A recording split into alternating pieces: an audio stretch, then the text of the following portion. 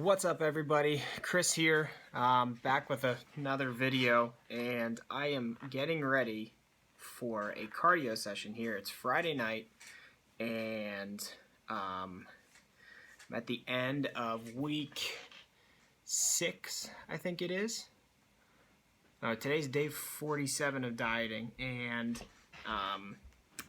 it kind of came to me that throughout this whole process, I'm realizing that, I've always known that there are different phases of dieting, but they're becoming extremely clear to me as I go about this process, and I've kind of realized that there are 3 distinct phases to any type of weight loss transformation that you try to go through, dieting process, and I thought I'd talk about them because I know which one I'm in, and I'm currently in the one that is the biggest struggle of the 3. So the first one is phase 1, and phase 1 is kind of that period of time where things get you see progress really quickly. Phase 1 is a great time because it's normally the first month probably of dieting. You're putting yourself in a calorie deficit early on that is something that your body should really quickly respond to because you haven't been in a calorie deficit probably for a long time. So your body immediately notices the change, you drop a lot of weight, and you gain a lot of momentum. So you really get off on a quick start on the right foot, and you're really confident and happy and motivated and all those things, and that's awesome. At some point, maybe like where I am right now, the middle of month 2, you hit phase 2, and phase 2 is a struggle, and I would call it probably the biggest struggle of any dieting plan, and that is when your body gets to a point where you've lost a decent amount of weight, and your body maybe starts resisting the type of change that you try to continue to have. As you try to make more and more progress, your body maybe will resist it. And it's the most difficult phase for a number of reasons. One, mentally, and I think that's the first one that comes to anybody, is that mentally it's difficult. You have experienced progress up until this point. Progress plateaus, or it slows down considerably from where it was in phase 1. And you're left to wonder a lot of different things. You step on the scale multiple times, or morning after morning after morning, and for whatever reason the scale is not budging. Maybe it's even going up, which makes no sense at all, because you've probably continued to drop your calories. You probably continued to work out and train hard, but it doesn't go the way that you would think it should, and you stop making the progress that you think you should. So mentally, that is difficult. The other difficulty can be just, based on, okay, well, where do I go from here? What adjustments do I need to make?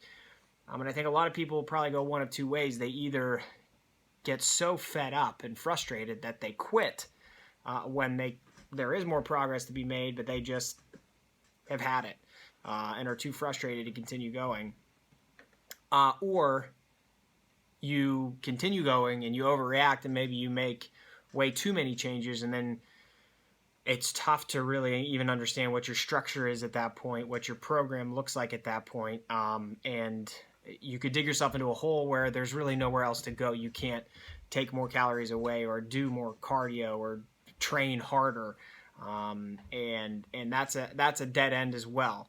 So I am in that phase 2 right now where I am stepping on the scale morning after morning. My weight is not necessarily going in the direction I think it should. The last couple of days I've been convinced going to bed at night that I would wake up the next day and have a new low weigh-in, and that hasn't happened. And it's frustrating. It truly is. I do know, though, that my plan is really well structured, and I do have a lot of confidence that if I can just mentally,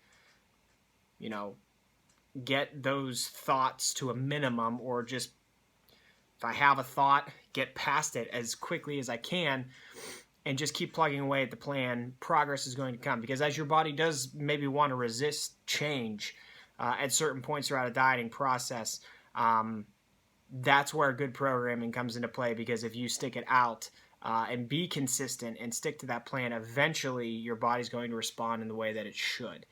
And phase 2 leads obviously into phase 3, and phase 3 is one that is still hard, but it's more so hard because you're doing a lot of work on less calories, and you're probably feeling pretty hungry. You're probably having cravings, but you've gotten through that phase 2, you've broken through some type of plateau, and now what you're seeing in the mirror is getting closer and closer to what you want to see in the mirror. And phase 3 is, I think, maybe the easiest of all 3 phases, just because while you are hungrier and while you are more tired, it's so motivating to see that you've made the progress that you want and you're getting close to whatever goal it is that you have.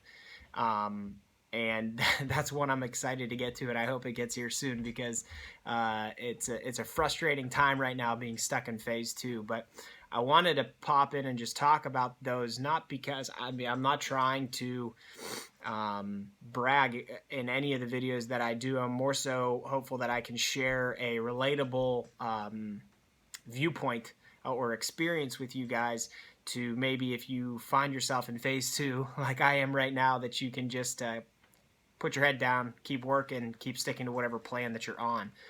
Or if you found yourself in one of these phases and you've given up, get in contact with me, and maybe we could talk about what a proper plan might look like. So that's all. I just wanted to kind of check in and share my realization on the 3 phases of dieting, and kind of get that out there in the open in case it might help any of you. So I am going to finish tying my shoes. I'm going to do mobility. I'm going to stretch. I'm going to somehow bang out like 45 minutes on my bike here in the pit, and then I'm probably going to sleep for a really long time tonight. So I appreciate you guys listening. I hope this helps or was valuable in some way, and I'll talk to you again soon. All right, see ya.